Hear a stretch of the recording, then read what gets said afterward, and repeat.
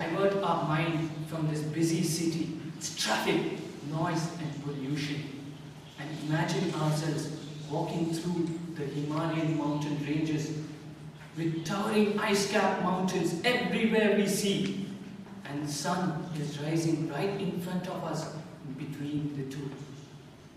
Magnificent, marvelous, splendid, almost a breathtaking view, isn't it? Dear Toastmasters and distinguished guests, today let me take you through a trekking journey which will not only excite you all but also bring out the adventures in you. And before we begin, a warm good evening to you all. Good evening. Now you must all be wondering what trekking is all about.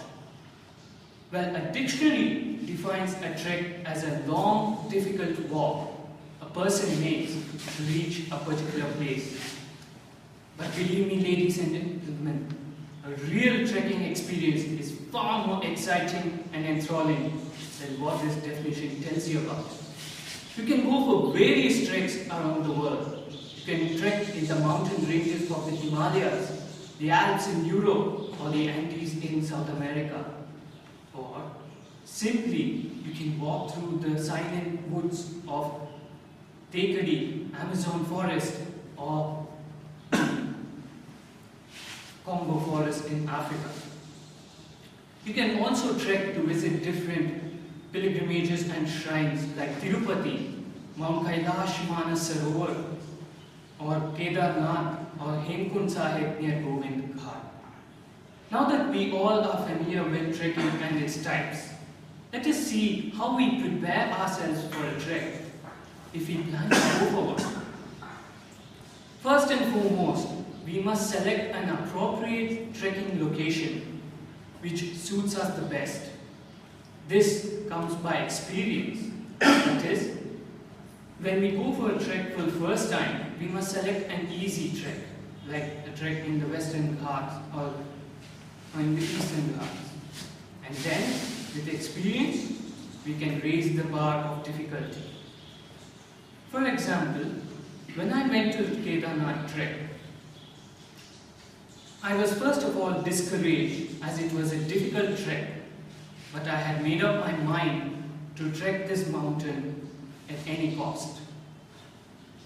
I also was very well prepared for this trek. I was in my most comfortable shoes and clothes. I also carried a torch, a first aid kit and a cell phone in case of an emergency. I also carried with me a stick in order to examine my path before I placed my next step. And as it was raining, I wore a coat which would not soak in the rain and would not become a burden to me as I moved on. And took little sips of water at regular intervals so that I would be replenished time to time. And after 4.5 hours of trekking, I reached my summit, and believe me, I was a very happy person on that day. Now the main question arises, why exactly should we go for a trek? What is the need? Well, trekking offers you numerous advantages. First of all, it makes you physically fit. That is, walking makes you fitter by the day. And secondly, you can access remote places which you cannot venture in any vehicle. And by challenging yourself tougher and tougher treks, you also become mentally tough. And while trekking, by observing the environment surrounding you, you can learn a lot about nature and discover yourself.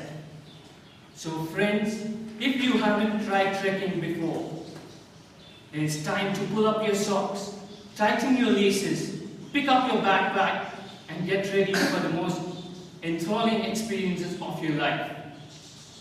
Feast your eyes with nature's glory. Explore Mother Earth in all directions possible, as she is all yours. Back to Martand.